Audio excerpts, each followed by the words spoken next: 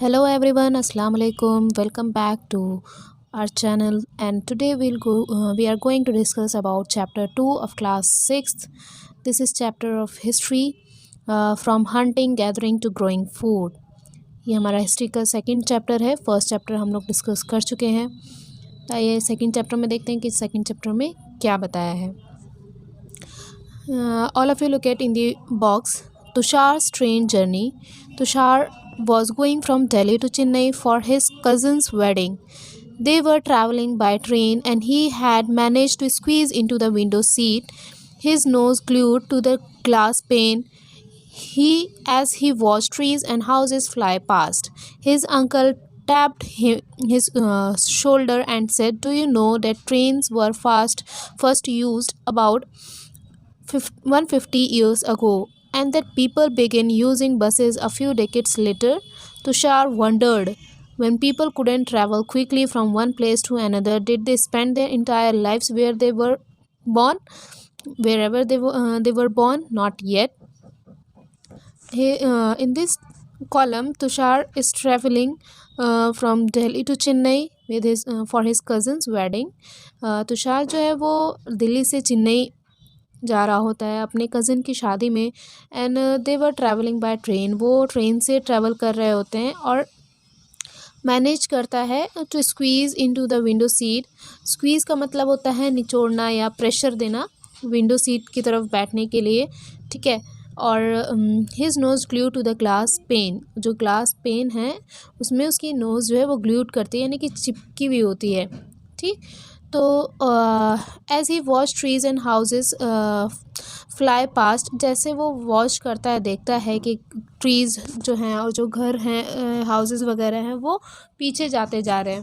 Then उसके बाद तुषार के अंकल भी साथ में होते हैं. तो वो क्या करते हैं, तुषार के शोल्डर पे टैप करते हैं, जैसे थपथपाते हैं और उससे पूछते हैं, डू यू नो, क्या तुम्हें पता है, that trains were first used about 150 years ago. यानी ट्रेन्स जो हैं वो सबसे पहले जो यूज़ की गई वो कब यूज़ की गई, 150 ईयर्स पहले यूज़ की गई थी. And that people begin using buses a few decades later. और उसके बाद लोगों ने बसेस वगैरह यूज़ की फ्यू डेकेड्स के बाद.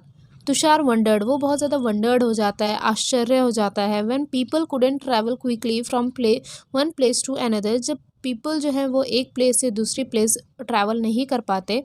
Did they spend their entire lives wherever they were born, क्या वो अपनी पूरी लाइफ जो है जहाँ वो पैदा होते हैं वहीं स्पेंड कर देते हैं. तो नॉट येट काफ़ी नहीं है, मतलब कि ऐसा नहीं है इस तरीके से. फिर आइए देखते हैं नेक्स्ट में क्या बोला है.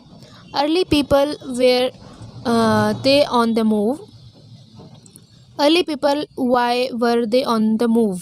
अब अर्लीस्ट पीपल के बारे में बात की है. We know about people who lived in the subcontinent as early as 2 million years ago. हम जानते हैं जो पीपल सब कॉन्टिनेंट में रहते हैं वो 2 मिलियंस ईयर्स पहले, उससे भी पहले रहते थे. Today we describe them as hunter and gatherers. आज हम उनको क्या डिस्क्राइब करते हैं, क्या बोलते हैं, हंटर्स कहते हैं और गैदरर्स कहते हैं. Okay.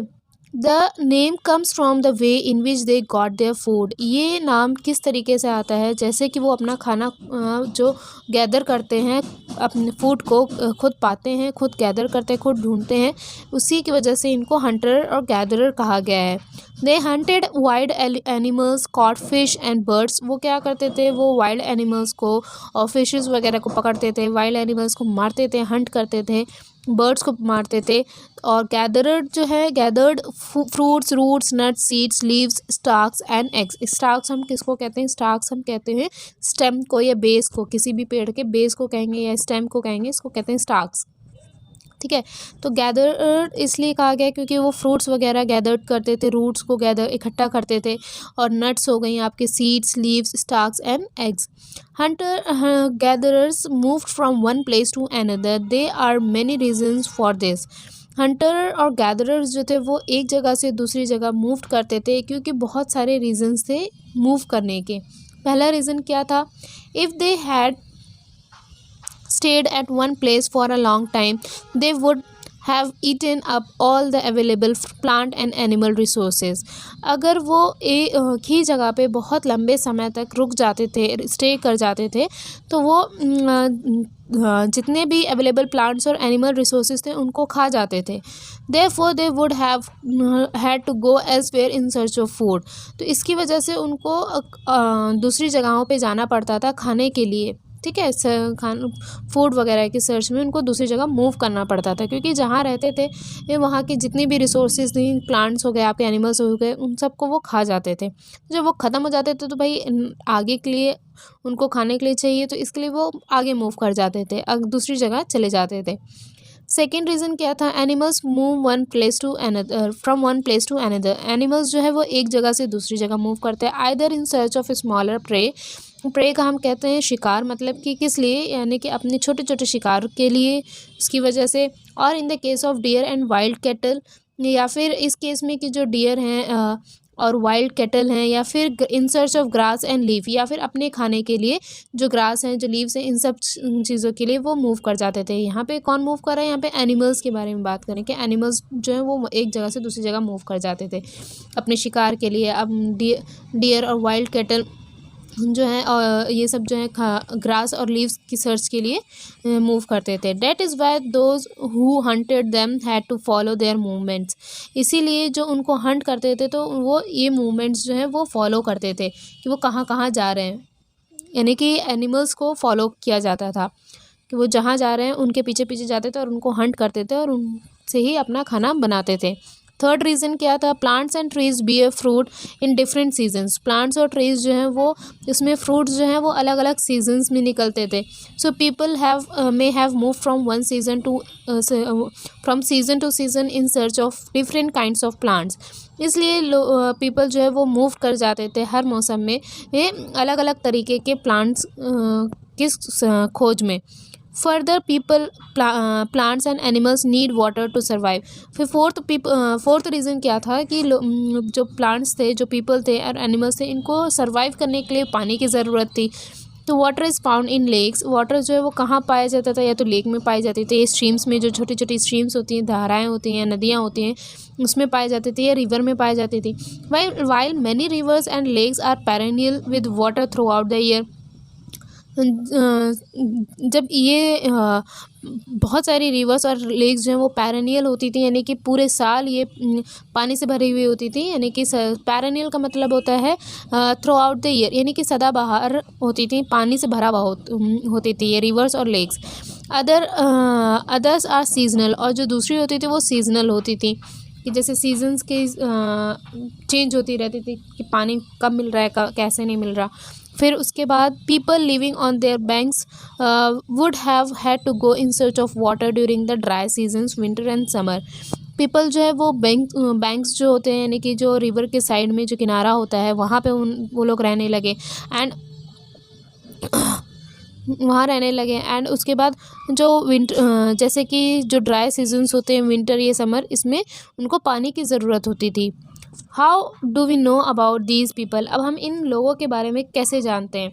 Archaeologist have found some of the things hunter and gatherers made and used. Archaeologist जो थे उन्होंने कुछ चीज़ें जो हैं वो फाउंड की थी कि जो हंटर और गैदरर्स जो है वो बनाते थे और उसको यूज़ करते थे. जैसे it is likely that people made and used tools of stone, wood and bones, of which stone tools have survived best. यानी कि जैसे कि जो पीपल हैं वो जो टूल्स वगैरह यूज़ करते थे उसको बनाते थे और उसको यूज़ करते थे. स्टोन के होते थे, पत्थर के होते थे, लकड़ी के होते थे, बोन्स के होते थे, हड्डियों के होते थे. तो जो बेस्ट सर्वाइव कर पाता था वही आर्कियोलॉजिस्ट जो है फाउंड करते थे, उन्हीं से ही पता लगा. Some of these stone tools were used to cut meat and bone. कुछ स्टोन टूल्स जो है वो मीट को कट करने के लिए, बोन्स को कट करने के लिए यूज़ किया जाता था. Scrap bark tree from trees. Bark जो कहते हैं वो ट्रीज से जो छीला जाता है बार्क, उसको कहा जाता है. And hides animal skin. इस जो जानवरों की स्किन है उसको छीलने के लिए यूज़ करते थे. Chop fruit and roots of fruits को चॉप करने के लिए, काटने के लिए. Some may have been attach to handle of bone और वुड और make spears and arrows for hunting. कुछ जो हैं वो अटैच्ड होते थे हैंडल के साथ, बोन्स लगी हुई होती थी, हैंडल लगा हुआ होता था, या फिर वुड के हैंडल होते थे, ठीक है। और to make spears and arrow, spears यानी कि भाला वगैरह बनाने के लिए, तीर जिसको कहते हैं, ठीक है, उसको बनाने के लिए, और एरोज बनाने के लिए, निशान बनाने के लिए कि हंट करना है उन्हें, ठीक है।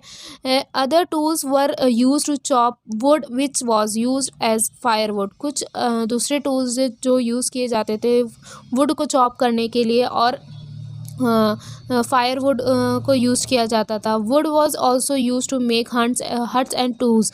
वुड जो है, लकड़ियाँ जो है वो किस लिए भी यूज़ करते थे, हट बनाने के लिए, घर बनाने के लिए, और टूल्स बनाने के लिए यूज़ करते थे, जैसे कि आपको डायग्राम में दिया गया है, ठीक। Choosing a place to live in. अब प्लेस किस तरीके से चूज़ करते थे जहाँ उनको रहना है। Look at map two people all the play Look at map 2 below. All the places marked with red triangles are sites from which archaeologists have found evidence for hunter and gatherers. जितने भी places हैं, यानी कि second map में, ये आपका second map है, इसमें जितने भी प्लेसेस है जो ट्रायंगल्स बनी हुई हैं, जैसे ये आपकी ट्रायंगल बनी हुई है, इधर को होंगसी ट्रायंगल यहाँ पे बना हुआ है, भीमबक्ता ट्रायंगल बना हुआ है। तो इस तरीके से ये जितने भी ट्रायंगल्स बने हुए हैं are sites from which archaeologist have found evidence. ये वो साइट्स है जहाँ से आर्चियोलॉजिस्ट को एविडेंस पता लगती हैं, यानी कि हंटर और गैदरर्स की एक तरीके से एविडेंस पता लगता है, यानी कि एविडेंस हम उसको कहते हैं जो चीज़ें सबूत पता लगते हैं, ठीक है। Hunter gatherer live in many more places. Hunter और गैदरर्स जो थे वो बहुत सारी प्लेसेस पे रहते थे, जगहों पे रहे हैं। Only some are shown on the map. कुछ ही मैप में शो किए गए हैं। Many sites were located near sources of water such as rivers and lakes. बहुत सारी साइट्स जो ऐसी थी जो लोकेटेड थी, कहाँ पे थी ये, जहाँ पानी इजीली मिल जाता था वहाँ पे लोकेटेड थी, जैसे नदियों के किनारे, लेक के किनारे, वहाँ पे साइट्स मौजूद थी, वहाँ पे लोग रहते थे। As stone tools were important people try to find places where good quality stone was easily available. और स्टोन्स भी जो है वो बहुत इम्पॉर्टेंट था, क्योंकि लोग जो है ये कोशिश करते थे, वो प्लेसेस चुनते थे जहाँ पे उनको अच्छी क्वालिटी मिल सके स्टोन की, जो इजीली अवेलेबल हो सके, ठीक है। Rock painting and what they tell us. अब यहाँ पे रॉक पेंटिंग एक दी गई है जिसमें हमें क्या पता लगता है। Many of the caves in which these early people lived having painting on the walls. यानी कि बहुत सारी केव्स में लोग रहते थे, ये मध्य प्रदेश का दिया गया है। तो वहाँ पे लोग जो हैं, जो अर्ली पीपल थे, वो पेंटिंग्स बनाते थे। अब यानी कि जो वॉल्स होती थी केव की, उस पर वो पेंटिंग बनाते थे। Some of the best examples are from Madhya Pradesh and southern Uttar Pradesh. कुछ जो बेस्ट एग्जांपल्स हैं यानी कि बताने के लिए, वो कहाँ की हैं, वो मध्य प्रदेश जो केव हैं वहाँ की, और सदर्न उत्तर प्रदेश की केव्स की। These paintings shown wild animals drawn with great accuracy and skill. ये पेंटिंग्स जो है वो शो करती है वाइल्ड एनिमल्स के बारे में, और बहुत एक्यूरेसी के बारे में बताती है, और स्किल्स के बारे में बताती है कि जो पहले के लोग थे वो कितने स्किलफुल थे, कैसे थे, उन सब के बारे में पेंटिंग डिपिक्ट करती है। अब sites are places where the remains of things. Sites हम किसको कहते हैं, वो उन जगहों को कहते हैं जो चीज़ें, पुरानी जो चीज़ें रह जाती हैं, जहाँ से आर्कियोलॉजिस्ट ढूंढ के लेके आते हैं, उसको कहते हैं sites. Tools, pots, buildings etcetera are found. जहाँ पे ये सारी चीज़ें पाई जाती हैं, पुरानी चीज़ें पाई जाती हैं, उसको कहते हैं sites. These were made use and left behind by people. ये चीज़ें जो है ये बनाई गई और यूज की गई, और जो अर्ली पीपल थे उन्होंने ये चीज़ें छोड़ के गए। दीज में be found on the surface of the earth. ये सारी चीज़ें जो है ये अर्थ पे पाई जाती हैं, या फिर ये बरीड होती है अर्थ में, यानी कि ज़मीन में दफनाई हुई होती हैं, तो उसको निकाला जाता है, देखा जाता है। और समटाइम्स इवन अंडर वाटर, और कभी कभी तो ऐसा होता है कि पानी के अंदर भी चीज़ें पाई जाती हैं, ठीक है। Find out about fire. अब फायर के बारे में दिया है। Find the Kurnool caves on map 2। Kurnool cave के बारे में बोला है मैप 2 में। तो मैप 2 में कर्नोल केव जो है वो कहाँ है, इधर है आपका Kurnool cave. This is your Kurnool cave, okay. इस केव के बारे में बात कर रहे हैं। Traces of ash which have been found here. अब ऐश जो धुआं होता है यानी कि जो राख होती है उसको वो पाई जाती है यहाँ पे। This suggest that people were familiar with the use of fire. जिससे ये पता चलता है कि जो लोग थे, अर्ली पीपल थे, वो आग फायर किस तरीके से यूज़ करना है उसके भी फैमिलियर थे, वो उसके भी जानकार थे। Fire could have been used for many things. Fire जो है वो बहुत सारी चीज़ों के लिए यूज़ करते थे। As a source of light के लिए, टू रोस्ट मीट को रोस्ट करने के लिए, उसको बनाने के लिए, and to scare away animals, और एनिमल्स से बचने के लिए, उनके डर से बचने के लिए, एनिमल्स को भगाने के लिए। What do we use fire for today. अब आज के टाइम पे फायर किस लिए यूज़ करते हैं, ये आप क्वेश्चन बताएंगे मुझे कमेंट करके इसका आंसर। Name and dates. अब नेम एंड डेट्स के बारे में बताया। इसमें हम 3 पीरियड्स के बारे में जानेंगे। एक पैलेलिथिक पीरियड होता है, पैलेलिथिक एज होता है, नियोलिथिक एज होता है, और one more thing that is Mesolithic as होता है, माइक्रोलिथ एज होता है, ठीक है, जिसको हम मेसोलिथिक भी कहते हैं। तो कुछ पीरियड्स के बारे में पढ़ेंगे हम कि किस किस टाइम पे कौन सी इन्वेंशन हुई। जैसे स्टोन एज होता है, ठीक है, कॉपर एज होता है, तो वही चीज़ें हम पढ़ेंगे। Archaeologist have given lengthy names for the time that we are studying. Archaeologist ने बहुत लंबे नाम दिए हैं वक्त के लिए, यानी कि जो टाइम उस वक्त पे जो चीज़ें यूज़ कर रहे थे उन सब चीज़ों के लिए, जिसके बारे में हम पढ़ेंगे। They call the earliest period the palaeolithic. जो सबसे अर्लीस्ट पीरियड था, शुरुआती दौर था, वो कौन सा दौर था, पैलेलिथिक एज था। This comes from the 2 Greek words. ये कहाँ से आया, ये 2 ग्रीक वर्ड से मिलके बना है। पैलियो मीन्स ओल्ड, पैलेलिक का मतलब होता है ओल्ड, एंड लिथोस का मतलब होता है स्टोन, ठीक है।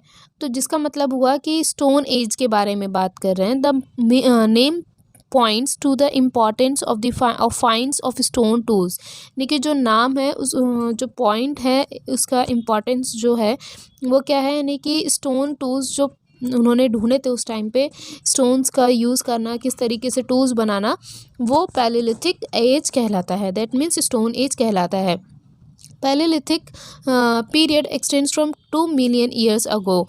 ये 2 मिलियन ईयर्स चला, इतने टाइम तक चला, टू अबाउट 12,000 ईयर्स अगो, यानी कि 12,000 साल तक ये चला था। This long stretch of time is divided into the lower, middle and upper palaeolithic. ये जो है ये इतना लंबा था, इसको 3 पैलेलिथिक में डिवाइड कर दिया गया। Lower palaeolithic age, middle palaeolithic age and upper palaeolithic age. This long span of time covers 99% of human history.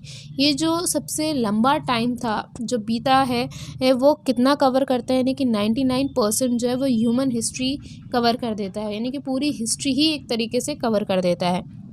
Only 1% is left for the human history, जिसमें हम एक तरीके से कह लीजिए आप मॉडर्न हिस्ट्री के बारे में पढ़ते हैं। Next paragraph. The period when we find environmental changes begin about 12,000 years ago till about 10,000 years ago is called the Mesolithic.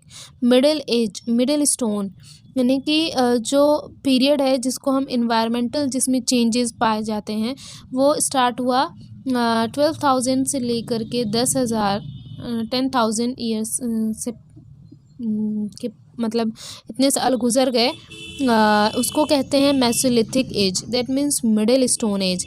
Stone tools found during this period are generally tiny. इस पीरियड में जो stone tools पाए जाते थे वो ज़्यादातर कैसे होते थे, वो टिनी होते थे, यानी कि छोटे होते थे। एंड आर कॉल्ड माइक्रोलिथ्स, और उसको कहा जाता है microliths. Microliths were probably stuck on the handles of bone and or wood to make tools such as saw and sickles. At this time, older varieties of tools continued to be used in. यानी कि इस time पे जो stone tools पाए जाते थे इस पीरियड में वो जनरली टीनी होते थे, जिसको हम माइक्रोलिथ्स कहते थे। और माइक्रोलिथ्स जो है वो प्रोबेबली ज़्यादातर स्टक होते थे on to handles of bones. Bone के हैंडल्स पे स्टक हो जाते थे, यानी कि उसमें फंस जाते थे। और वुड या तो बोन्स की होती थी या तो वुड की के हैंडल्स होते थे, तो उस पर स्टक कर दिए जाते थे, उसमें फंसा दिए जाते थे। और जिससे हम टूल्स बनाते हैं, जैसे कि सॉज हो गया और सिकल्स हो गया, आरी हो गई, या फिर जो सिकल्स होती हैं, आप लोग की लैंग्वेज में ये भी दरांती कुछ कहा जाता है, या फिर आरी जो है उसको कहते हैं। एट द सेम टाइम, इसी टाइम पे ओल्डर वेराइटीज़ जो हैं of tools continue to be use in, जो पुरानी वेराइटीज़ थी वो भी यूज होती थी। Next stage from about 10,000 years ago is known as the neolithic. जो नेक्स्ट स्टेज था वो नियरली कितने साल का था, यानी कि 10,000 ईयर्स का था, जिसको हम न्यूलिथिक एज कहते हैं। What do you think the term Neolithic means? आपको क्या लगता है न्यूलिथिक मीन्स का, इस टर्म का मतलब क्या है? न्यूलिथिक का मतलब क्या है? We have also mention the name of some places. You will find the names of many more places in later chapters. Very often we use present day names of the places where people lived in the past, because we do not know what they called them. इनकी हम आगे पढ़ेंगे, कुछ names जो है, places जो है वो मेंशन किए हैं, जिसमें हम पाएंगे आगे चैप्टर में प्रेजेंट नेम ही यूज़ किया गया है, क्योंकि जो पहले लोग थे, प्रीवियस लोग थे, वो क्या बुलाते थे वो नहीं जानते। तो यहाँ पे एक क्वेश्चन है, इस क्वेश्चन का आंसर आप लोग देंगे कि न्यूलिथिक का मतलब क्या है। कमेंट करके बताएंगे आप लोग न्यूलिथिक का मीनिंग क्या है। अ चेंजिंग इन्वायरमेंट, अब इन्वायरमेंट किस तरीके से चेंज होता है वो हम नेक्स्ट क्लास में, नेक्स्ट वीडियो में पढ़ेंगे। Thank you.